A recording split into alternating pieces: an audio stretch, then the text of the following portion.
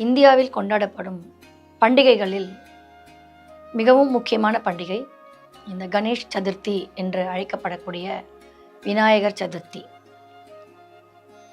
பல பெயர்களுக்கு குழப்பங்கள் இருக்கும். கணேஷ் சதுர்த்தி, விநாயகர் சதுர்த்தி இரண்டும் ஒன்றுதானா என்று. இரண்டும் ஒன்றுதான், பெயர்கள் வேறு வேறு. கொண்டாடும் விதமும் கொண்டாடும் முறையும் இந்த பண்டிகைகள் வரும் காலங்களும் ஒரே நாள்தான்.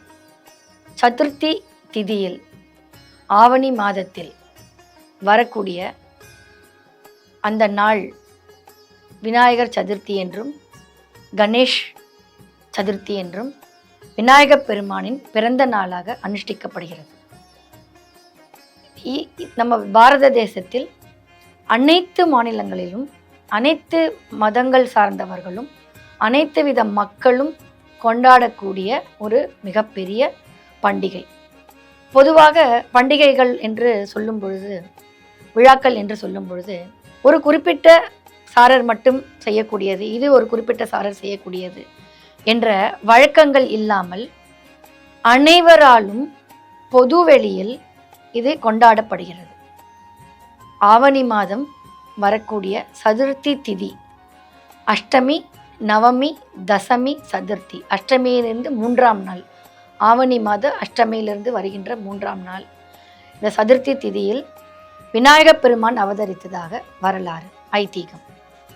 விநாயகப் பெருமானின் பிறந்த நாள் என்றும், விநாயகப் பெருமாள் சிவனுக்கும் பார்வதிக்கும் மூத்த புத்திரனாக பிறந்ததாக ஒரு ஐதீகம்.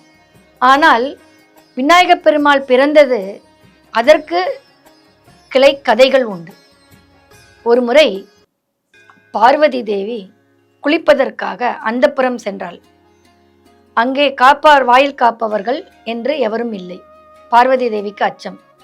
தான் நீராடும் பொழுது தான் நீராடி கொண்டிருக்கின்றோம் என்பது தெரியாமல் எவராவது அந்தப்புறத்திற்குள் நுழைந்து விட்டால் சங்கடமாகிவிடுமே, என்ன செய்வது என்று ஆலோசித்தாள். அப்பொழுது பார்வதி தேவியின் மீது, அவள் மீது இருந்த மண்ணை எடுத்து ஒரு பிடியாக செய்து அதற்கு உயிரும் உணர்வும் உடலும் கொடுத்தாள். அந்த குழந்தையாக படைத்தாள். அந்த குழந்தைத்தான் விநாயகர் என்று அனைவராலும் அழைக்கப்படக்கூடிய கணபதி என்றும் விநாயகர் என்றும் பிள்ளையார் என்றும் அழைக்கப்படக்கூடியவர். அந்த சிறு குழந்தை வாயிற்காப்பாளனாக இவ்வாறாக விநாயகப் பெருமாள் பிறந்ததாக ஒரு சிவன் பார்வதிக்கு புத்திரனாக, பார்வதியால் உயிர் கொடுக்கப்பட்ட ஒரு குழந்தையாக, பாலகனாக விநாயகப் பெருமாள் அவதரித்தார்.